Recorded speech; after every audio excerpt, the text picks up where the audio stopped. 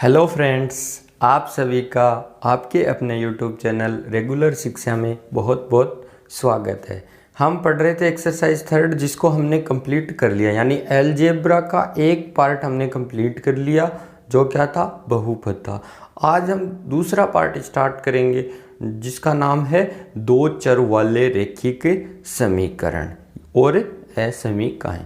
देखो, समीकरण का मतलब तो हम समझते हैं कि जो बहुपद था उसमें हम करते आए थे। जैसे मान लो ये x square plus 2x plus 1, ये क्या है, द्विघात समीकरण है। इसी हिसाब से इसमें भी क्या होगी, एक समीकरण होगी। अब समीकरण होगी, लेकिन वो क्या होगी, दो चर वाले। दो चर का मतलब क्या होगा, उसके अंदर x भी होगा और उसके अंदर y भी होगा, ऐसे समझ लो। या a भी होगा तो b भी होगा, दो चर होंगे। चर का मतलब क्या है कि ये x और y ये क्या है, चर है, वेरिएबल्स है।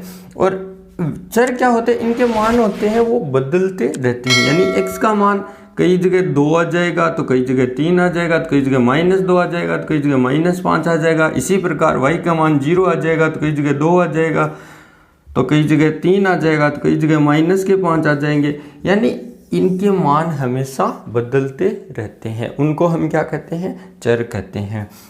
मान लो अब कांस्टेंट का मतलब क्या हो गया, एक फिक्स हो गया। अब 5 है, 5 का क्या मान होगा, 5 ही होगा, तो ये तो होता है फिक्स।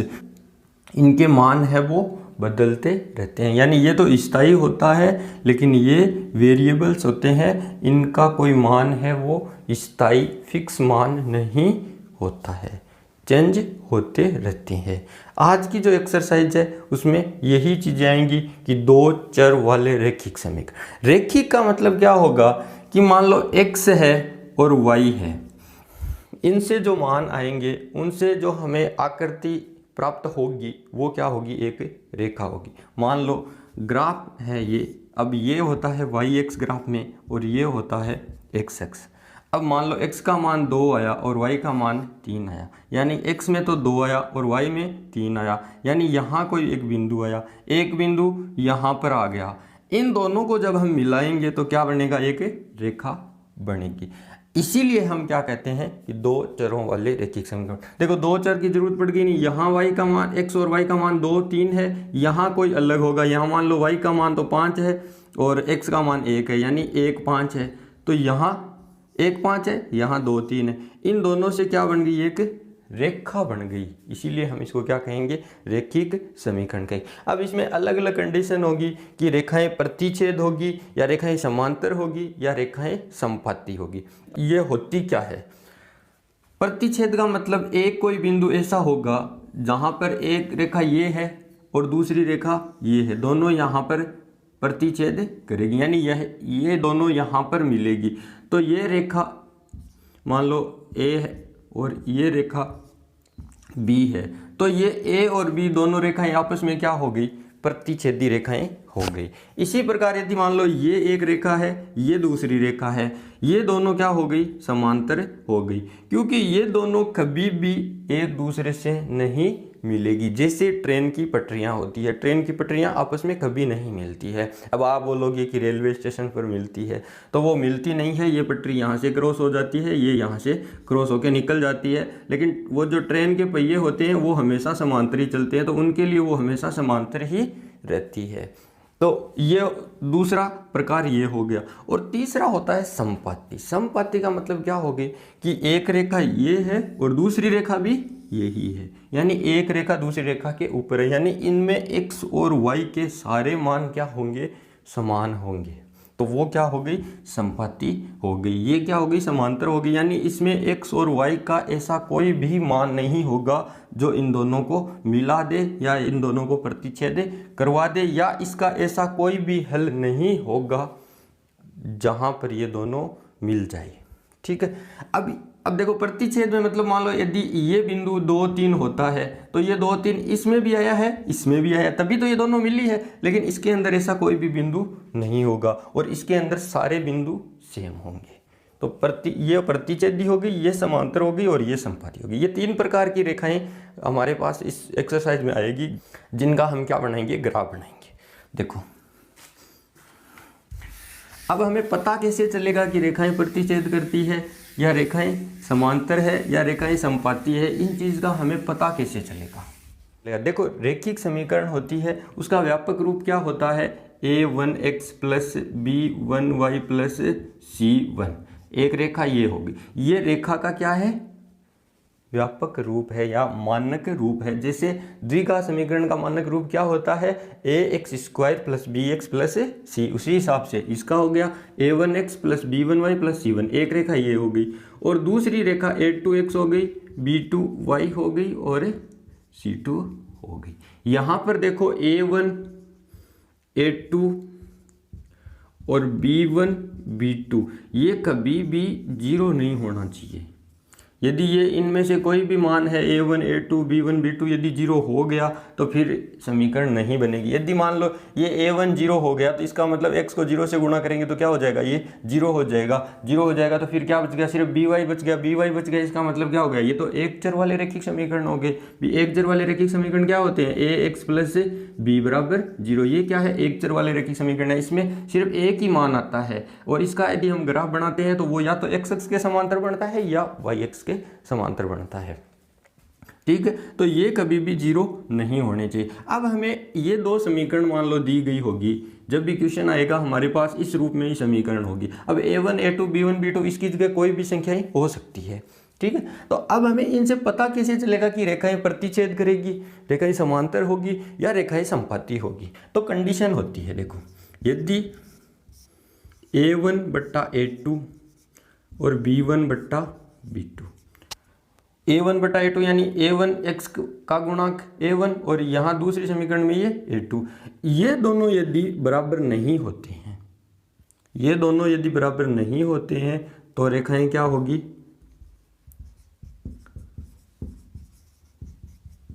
तो रेखाएं क्या होगी, प्रतिच्छेदी होगी।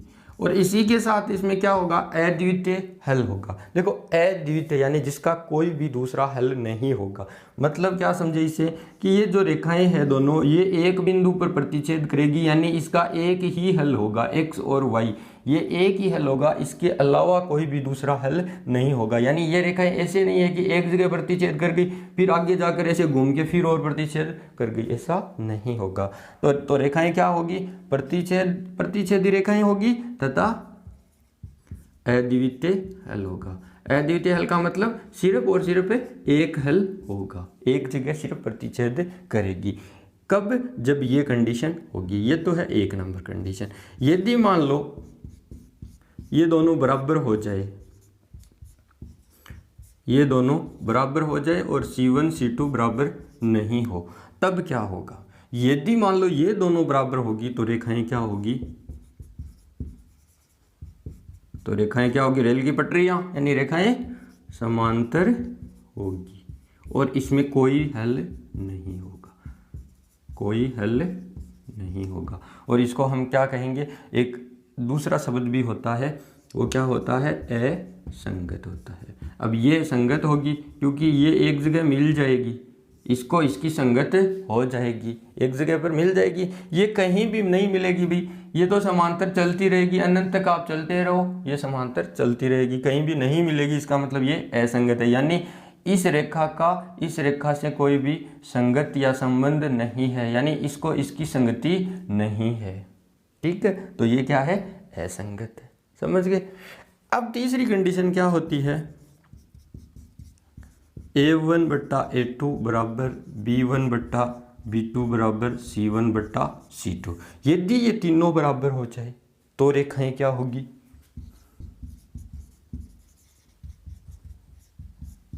तो रेखाएं क्या होंगी, समपाती होगी।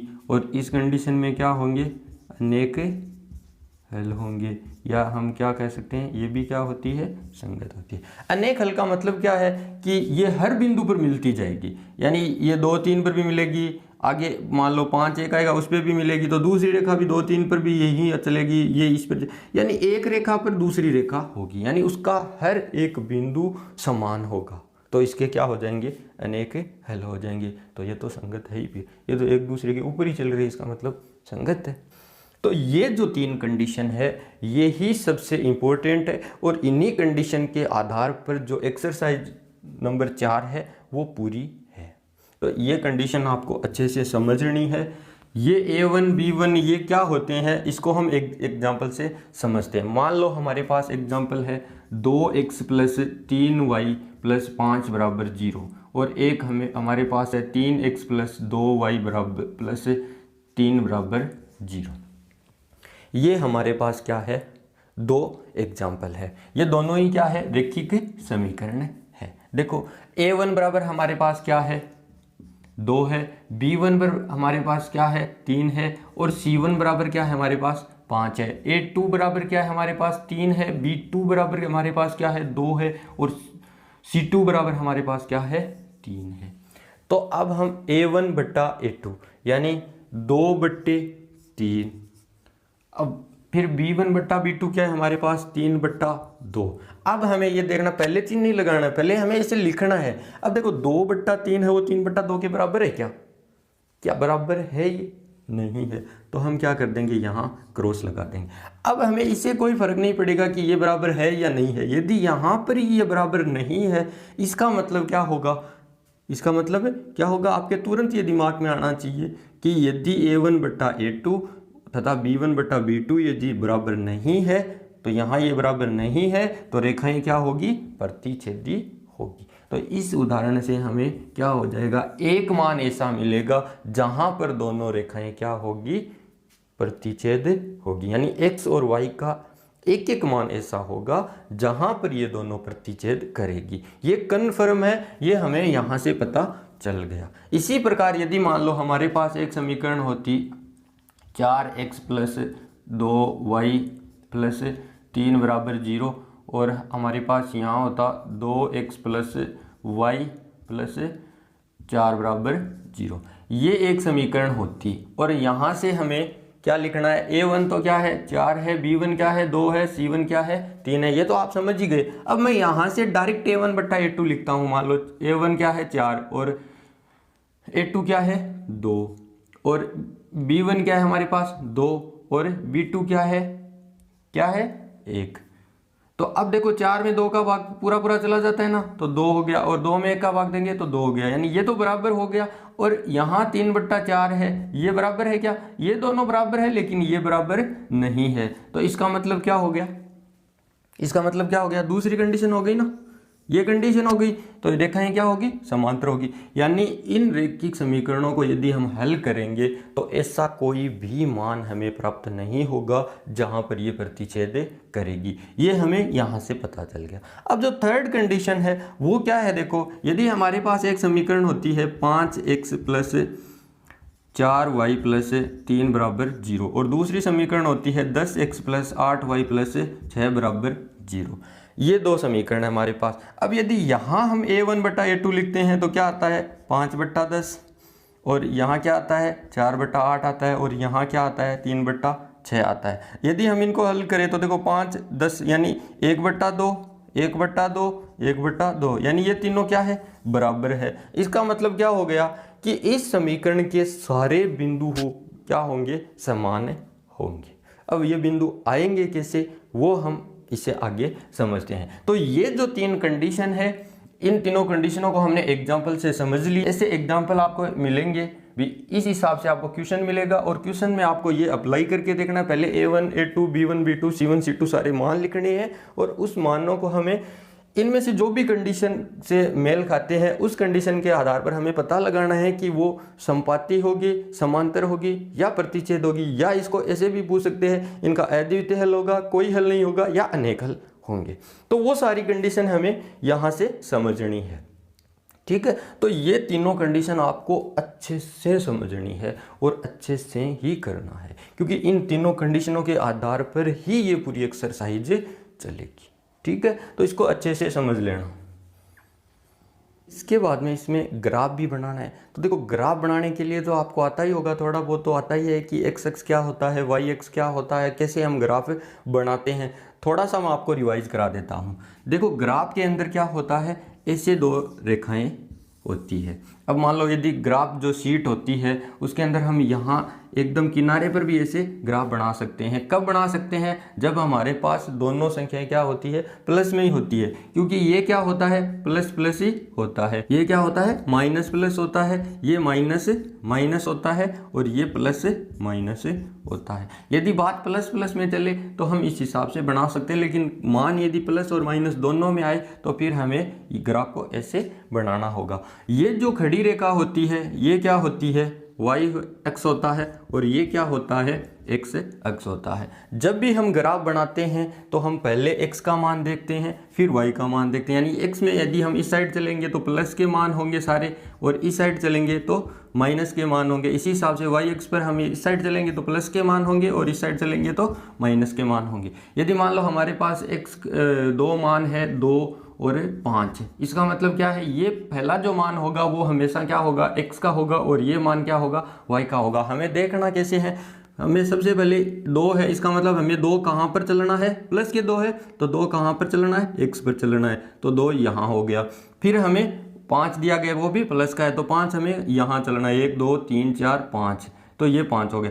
फिर इन दोनों के ये जो जहाँ पर मिलते हैं ये 2 हो गया और ये 5 हो गया, तो ये बिंदु होगा। इस हिसाब से हमें बिंदु देखने हैं, 2-3 बिंदु हर रेखा के होंगे, तो वो बिंदु पहले हमें अंकित करने हैं और उसके बाद में उस बिंदुओं को हमें मिलाना है, तो उससे रेखा बन जाएगी। तो इस फॉर्मेट में रहेगा ग्राफ, हम इस फॉर्मेट में ही बनाएंगे, क्योंकि हो सकता है कोई भी मान नेगेटिव में भी आ सकता है, तो कोई दिक्कत नहीं है, हम इस रूप में बना देंगे। जहाँ भी आएगा, ये मान यहाँ है तो यहाँ भी आ सकता है, माइनस के 2 माइनस के 5 भी तो हो सकते हैं, तो ये यहाँ भी आ सकता है, ये यहाँ भी आ सकता है, ये यहाँ भी आ सकता है। तो इनको मिलाते हैं तो क्या होती है, एक रेखा हो जाती है। ये क्या होगी, एक रेखा होगी जो किसके समांतर है, एक्स अक्ष के समांतर है।